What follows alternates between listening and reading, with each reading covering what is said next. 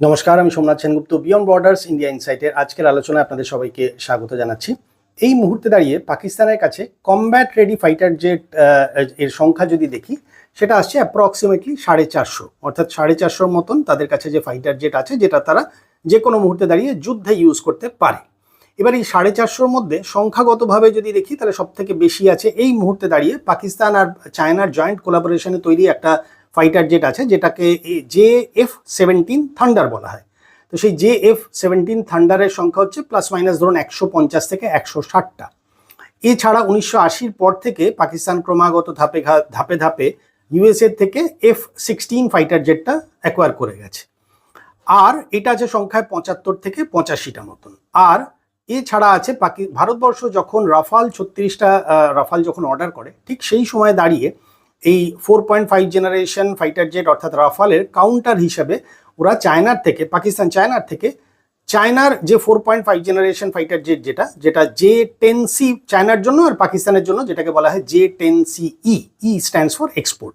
তো দুটো একই জিনিস। তো যার ফলে ওটা আছে 36টার অর্ডার দিয়েছিল বটে J-10CE, কিন্তু তার মধ্যে থেকে 20টা এসছে, আর 16টা এখনো চায়না পাঠায়নি। তার কারণ হচ্ছে পাকিস্তানের কাছে পয়সা নেই, পয়সা দিয়ে উঠতে পারছে না, যার জন্য পাঠায়নি এখনো। ওভারঅল এইটা হচ্ছে পাকিস্তানের এই মুহূর্তে দাঁড়িয়ে স্ট্রেংথ। এবারে এই 2-3 দিন ধরে, এবার এটা আরও একটা ছোট্ট জিনিস জানিয়ে রাখি, সেটা হচ্ছে পাকিস্তান প্রথম F-16 অ্যাকোয়ার করতে শুরু করে 1993 সাল থেকে, এবং 1993 সাল থেকে ধাপে ধাপে এই মুহূর্তে দাঁড়িয়ে প্রায় 75 থেকে 85টা মতন F-16 রয়েছে। লাস্ট সর্বশেষ মানে F-16-এর যে ওরা অ্যাডভান্স যে ব্লকটা যেটা ওরা রিসিভ করেছিল, সেটা 2012 সালে ছিল, এবং এই 1983 সাল থেকে নিয়ে আস্তে আস্তে অ্যাকোয়ার করে এখন পর্যন্ত 75 থেকে 85টা মতন মানে F-16 এই মুহূর্তে দাঁড়িয়ে পাকিস্তানের কাছে রয়েছে, যেটা ওরা যুদ্ধে ইউজ করে বা করতে পারে। এবারে এইটা কেন আলোচনার মধ্যে আনলাম, তার কারণ হচ্ছে এই 2-3 দিন আগে পাকিস্তানের 2 রিটায়ার্ড এয়ার কমোডোর, যার একজনের নাম হচ্ছে এয়ার কমোডোর খালিদ চিস্তি, আর একজনের নাম হচ্ছে এয়ার কমোডোর কায়সার তুফাইল। এরা দুজনেই আজকের দিনে রিটায়ার করেছেন, কিন্তু দুজনেই এয়ার কমোডোর ছিলেন, ডিফারেন্ট সময়ের জন্য ছিলেন। এবং এর মধ্যে স্পেসিফিক্যালি যদি বলি, এয়ার কমোডোর কায়সার তুফাইল, এনাকে কিন্তু আজকের দিনে সারা বিশ্ব জুড়ে মানা হয় বা স্বীকৃতি দেওয়া হয় একজন প্রতিরক্ষা বিশ্লেষক হিসাবে। এরা দুজন মিলেই, অর্থাৎ এই খালিদ চিস্তি এবং কায়সার তুফাইল, বিভিন্ন ক্ষেত্রে কয়েকটি ইন্টারভিউ দিতে গিয়ে একটা জিনিস স্বীকার করেছেন, যে স্বীকারটা নিয়ে আজকের আলোচনা করবো। এটা গত 2-3 দিন ধরে বিভিন্ন সোশ্যাল মিডিয়া এবং বিভিন্ন নিউজ চ্যানেলে, নিউজ প্রিন্টে, বিভিন্ন খবরের কাগজেও কিন্তু এটা বেরিয়েছে।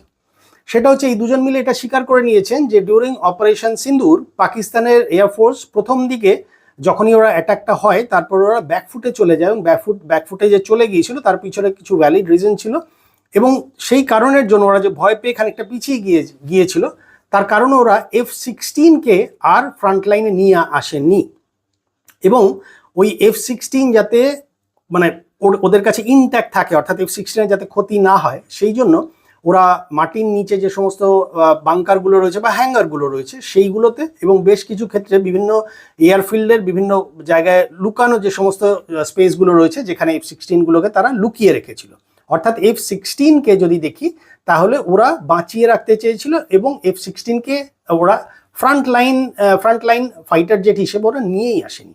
এবং যদি সেই হিসাবে দেখি, তাহলে কিন্তু যুদ্ধে মানে অপারেশন সিন্দুরের সময় অ্যাপ্রক্সিমেটলি 5টা থেকে 6টা F-16 এবং ওদের ওই JF-17 সেটা কিন্তু ক্ষতিগ্রস্ত হয়েছিল। এটা কিন্তু একটা রিপোর্ট পাওয়া গেছে, যদিও এটার এগেনস্টে কোনো দেশই তো স্বীকার করে না বা করবে না, কিন্তু যাই হোক, ফলে সেক্ষেত্রে কিন্তু তাদের ক্ষতি হয়েছিল, এবং এই ক্ষতিটা হওয়ার পরে কিন্তু তারা কমপ্লিটলি ব্যাকফুটে চলে যায়। এবারে আজকের আলোচনার মধ্যে আমি খুব সংক্ষেপে যতটা সম্ভব চেষ্টা করব কম সময়ের মধ্যে, বাট ইনফরমেটিভ ওয়েতে এটা বোঝানোর জন্য যে কেন F-16-এর হিসাবে রাফাল এগিয়েছিল, আর কোন কোন পয়েন্টে রাফালের অ্যাডভান্স ছিল, মানে রাফাল অ্যাডভান্স স্টেজে ছিল বা বেনিফিটে ছিল, অর্থাৎ অ্যাডভান্টেজে ছিল। তো এটা খুব সংক্ষেপে আমি চেষ্টা করব আলোচনা করার। তো যাই হোক, ফলে ভারতবর্ষ কিন্তু তার আকাশসীমা লঙ্ঘন না করে ভারতবর্ষ দুটো ট্যাকটিক্স ইউজ করেছিল। একটা হচ্ছে একটা স্ক্যাল্প বলে একটা লং রেঞ্জ ক্রুজ মিসাইল হয়, সেটা ইউজ করেছিল, আর একটা হচ্ছে হ্যামার প্রেসিশন গাইডেড বম্ব, এই দুটো ইউজ করেছিল। এবার এটা ভারতবর্ষ কিন্তু তার ফাইটার জেট হিসেবে রাফাল এবং মিরাজ 2000 এই দুটোকেই ইউজ করেছিল। ভারতবর্ষ কিন্তু কোনো অবস্থাতেই তার নিজস্ব আকাশসীমা লঙ্ঘন করেনি। না করে কিন্তু সে ভিতরে মানে পাকিস্তানের ভিতরে কিন্তু সে অ্যাটাক করেছিল। তার কারণ হচ্ছে ভারতবর্ষের অপারেশন সিন্দুরের কিন্তু মূল উদ্দেশ্য যেটা ছিল সেটা হচ্ছে পাকিস্তানের অভ্যন্তরে থাকা জঙ্গি পরিকাঠামো যেগুলো আছে স্পেসিফিক্যালি সেই পরিকাঠামোগুলোকে ভেঙে দেওয়া, যার মধ্যে অন্যতম ছিল বাহওয়ালপুর এবং মুরিদকে, এবং এই বাহওয়ালপুর আর মুরিদকে সহ টোটাল 9টা টার্গেট জায়গা ছিল যেখানে জঙ্গিরা বেসিক্যালি ঘাঁটি গেড়েছিল। ফলে সেই জঙ্গি ঘাঁটিগুলোকে একদম ভেঙে গুড়িয়ে দেওয়া, এবং ওই সময় দাঁড়িয়ে ওই জঙ্গি ঘাঁটিতে যতজন জঙ্গি এবং তাদের হ্যান্ডলাররা যারা রয়েছে, অর্থাৎ 100 বা 150 বা 200 যাই আছে না কেন, বিকজ 100-র উপরে তো এটা পাকিস্তানও স্বীকার করেছিল।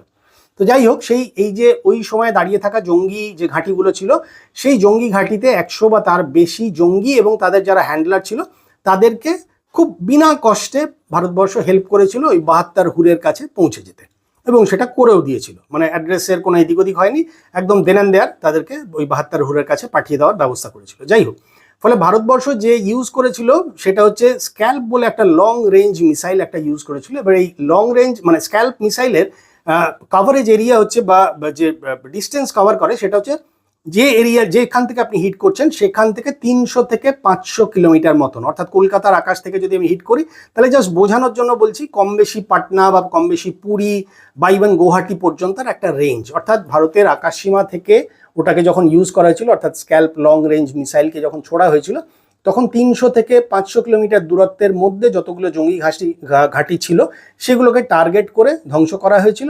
আর হ্যামার বলে একটা প্রেসিশন গাইডের একটা বম, যেটা চাইনিজ মানে পাকিস্তান তো চাইনিজ এয়ার ডিফেন্স সিস্টেমটা ইউজ করে HQ-9টা, তো যার ফলে সেই এয়ার ডিফেন্স সিস্টেমটাকে ভেঙে এবং তাদের যে রাডার টেকনোলজি সেটাকে প্র্যাকটিক্যালি ব্ল্যাঙ্ক করে দিয়ে এই হ্যামারের কাজ যেটা সেটা হচ্ছে one kind of bunker buster, ছোট রেঞ্জের মধ্যে বাংকার বাস্টার, অর্থাৎ মাটির নিচে যে সমস্ত আন্ডারগ্রাউন্ড তাদের যে স্ট্রাকচার রয়েছে সেই সমস্ত স্ট্রাকচারগুলোকে হিট করা এবং সেগুলোকে ভেঙে গুড়িয়ে দেওয়া। তার কারণ হচ্ছে ভারতবর্ষের কাছে খবর ছিল যে মাটির নিচে বাংকার করে বেশ কিছু জঙ্গি এবং বেশ কিছু গ্রুপ ওখানে আশ্রয় হিসেবে রয়েছে, এবং তারা ওই সময় অপারেশন সিন্দুরের সময় তারা অ্যাক্টিভ ছিল বা ভারতবর্ষের এগেনস্টে তাদের বিভিন্ন অ্যাক্টিভিটি ছিল।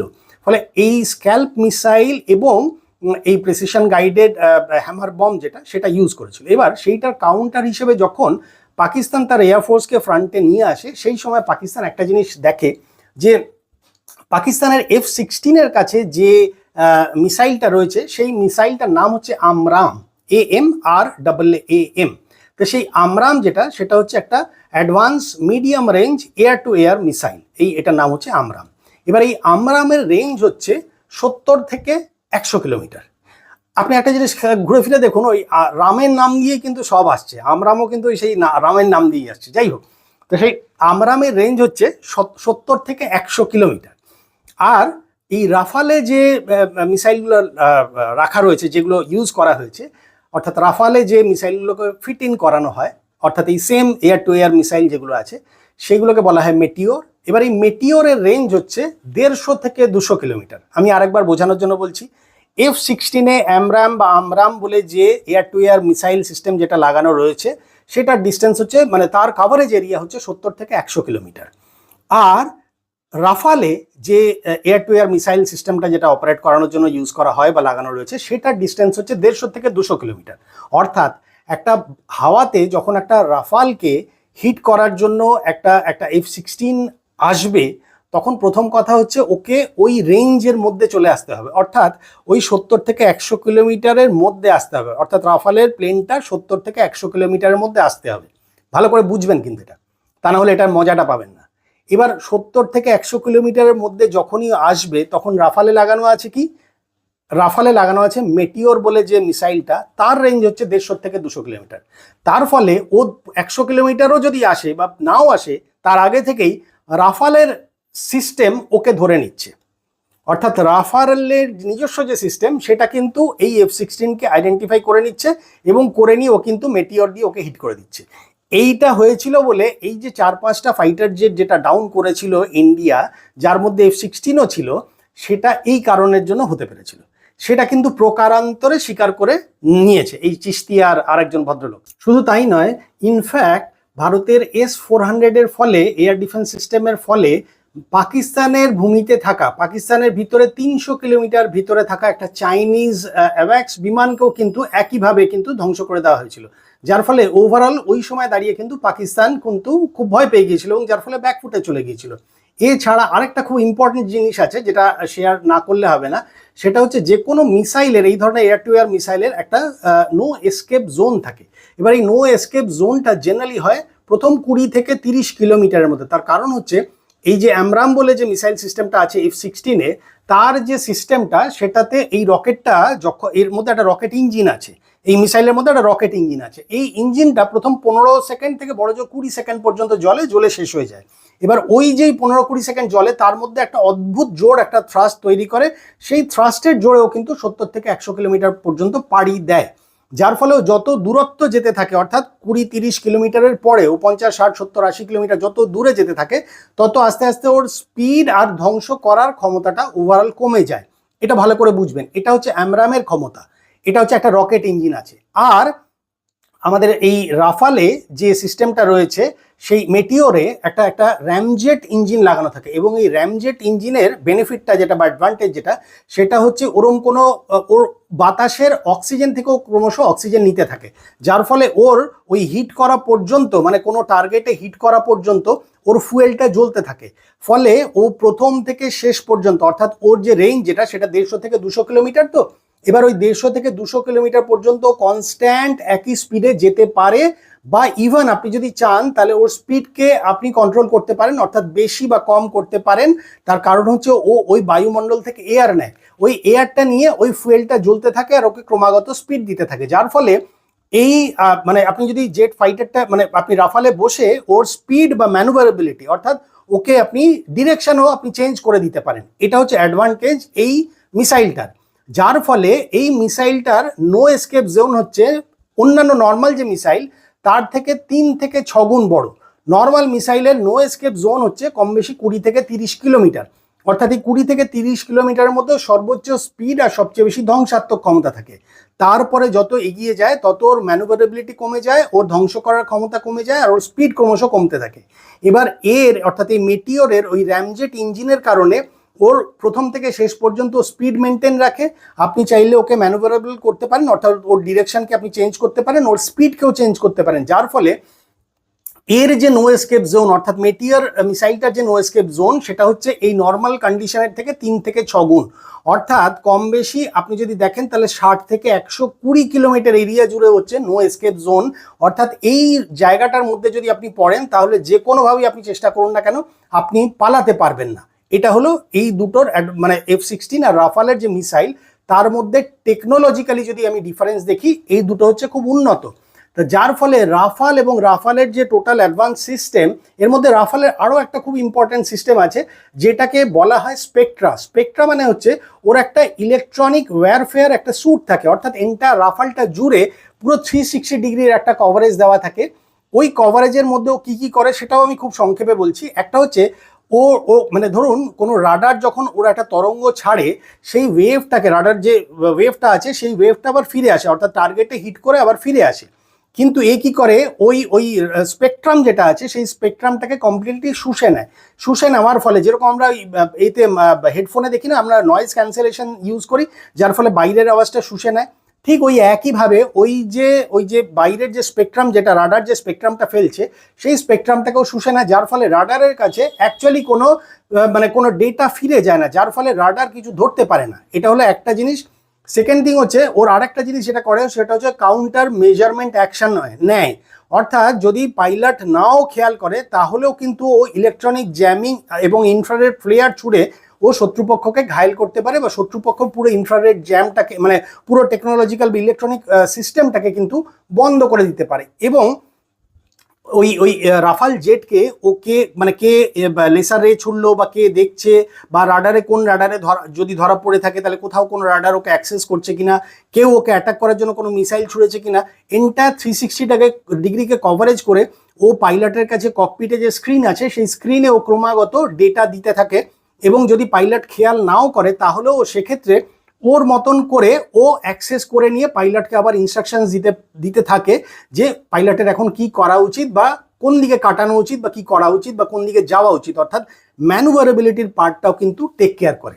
তো যার ফলে দাঁড়িয়ে কিন্তু আজকের দিনে রাফাল কিন্তু এটা পরিষ্কার বুঝিয়ে দেওয়া গেছে যে F-16 থেকে অনেক বেশি উন্নত, বা ক্ষেত্র বিশেষে যদি বলা যায় তাহলে এই মুহূর্তে দাঁড়িয়ে পাকিস্তানের হাতে যে সমস্ত ফাইটার জেট রয়েছে সেগুলোর মধ্যে কিন্তু সেগুলোকে আতঙ্ক ধরানোর জন্য রাফাল কিন্তু একাই 100। এছাড়া এখন যেটা হয়েছে, যার ফলে পাকিস্তান এখন F-16 থেকে ক্রমশ ঝুঁকছে হচ্ছে এই 4.5 জেনারেশন চায়নার যেটা J-10CE যেটা সেইটা, এবং পাকিস্তান এই চায়নার থেকে ওরা আরেকটা মিসাইল নিয়েছে যেটা হচ্ছে প্রায় 145-150 কিলোমিটার রেঞ্জের, এটাকে বলা হয় হচ্ছে PL-15E। এই মিসাইলটা ওরা নিয়েছে। হাওয়েভার এই যে দুজন এই চিশতি আর তুফাইল, এদের বক্তব্য থেকে একটা জিনিস পরিষ্কার যে অপারেশন সিন্দুরের সময় যে এয়ার অ্যাটাক যেটা হয়েছিল, বা ভারতবর্ষের মাটিতে থেকেই যা কিছু অ্যাটাক করেছিল, তার ফলে তারা কিন্তু ভয় পেয়ে গিয়েছিল, এবং ওভারঅল ভারতবর্ষের রাফাল কিন্তু টেকনোলজিক্যালি F-16 বা পাকিস্তানের কাছে থাকা অন্য যে সমস্ত ফাইটার জেট আছে তাদের থেকে অনেক উন্নত ছিল। যার ফলে দাঁড়িয়ে এরা দুজন কিন্তু ফাইনালি আলটিমেটলি স্বীকার করে নিয়েছে যে হ্যাঁ, রাফালের কারণে কিন্তু পাকিস্তান পিছিয়ে ছিল, এবং যার ফলে তারা ভয় পেয়ে গিয়েছিল, যার ফলে তাদের F-16 যাতে কোনো রকম আর ফার্দার ক্ষতি না হয়, অলরেডি 2-3-4টে যা ক্ষতি হয়ে গেছিল, তারপরে আর যাতে ফার্দার ক্ষতি না হয় তার জন্য ওরা কিন্তু কমপ্লিটলি F-16 সিরিজটাকে বা পুরো ফাইটার জেটগুলোকে কিন্তু ওরা ব্যাকফুটে নিয়ে গিয়েছিল, ফলে ওরা ফ্রন্টে কিন্তু আর নিয়ে আসেনি, যার জন্য ওরা পরবর্তীকালে কোনো এয়ার অ্যাটাকের কোনো চেষ্টাই করেনি। হাওয়েভার এই নিউজটার পরিপ্রেক্ষিতে আমি মানে বেসিক যে আলোচনাটা হয় বলে মনে হলো উইথ ইনফরমেশনস অ্যান্ড নলেজ, সেটা আপনাদের সঙ্গে শেয়ার করলাম। আপনারা আপনাদের মতন করে কার কি মতামত সেটা কমেন্ট বক্সে জানাবেন।